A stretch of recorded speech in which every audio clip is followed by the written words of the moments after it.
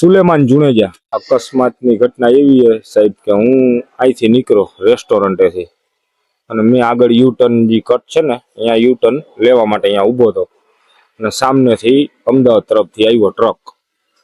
એટલે એમને સાહેબ બ્રેક ફેલ થઈ હોય એવું આપણે અંદાજો લગાડી હતી, કેમ કે બ્રેક એટલે આમથી એ રાજકોટ તરફથી રિક્ષા આવતી હતી, મારી અહીંયા કટમાં ગાડી ઊભી હતી મારી સેલ્ટોસ, અને એને ટર્ન લીધો એટલે મારી સેલ્ટોસને સેજ અમથું ક્રેશ થયું, બમ્ફરને તૂટી ગયું અને આ બાજુથી જે રિક્ષા આવતી હતી ને એમને હડફેટે લઈ લીધો ને પછી રિક્ષા દબાઈ ગઈ ટ્રક નીચે।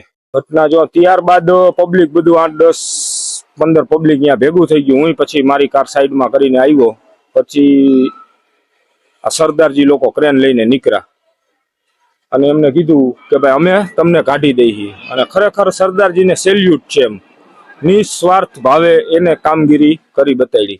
ત્યારબાદ ફાયર વાળાને 108 ને પોલીસ ને બધા આવી ગયા અને રિક્ષામાં સાહેબ 5 કે 6 વ્યક્તિ હતા, એમાંથી 4 વ્યક્તિ ફેલ થઈ ગયા, 4 કે 5, અને 1 વ્યક્તિ બચી ગયો। તમે બચી ગયા છો? હા, આપણા માટે આપણા ઉપરથી તો ઘાત ગઈ એમ કહી શકાય। આપણા ઉપર દુઆ સમજો કે આ બધા મારા ભાઈઓ જાયુની દુઆ, મા બાપની દુઆ।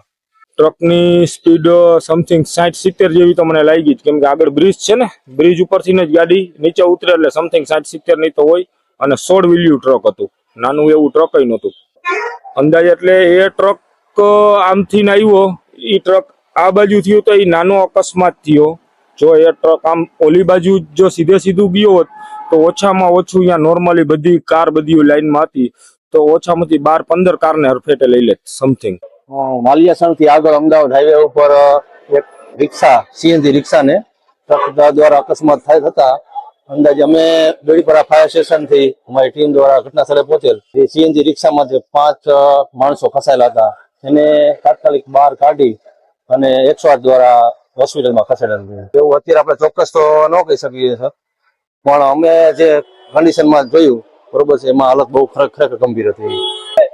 એટલે રિક્ષાનો તો અત્યારે ઓલરેડી ટોટલ ડેમેજ છે બરોબર છે, એટલે જોતા એવું લાગે છે કે ઘણા અહીંયા જાણવા મળે પબ્લિકના માણસો એમ કીધું છે કે 5 થી 6 જણા અંદર રિક્ષામાં હતા।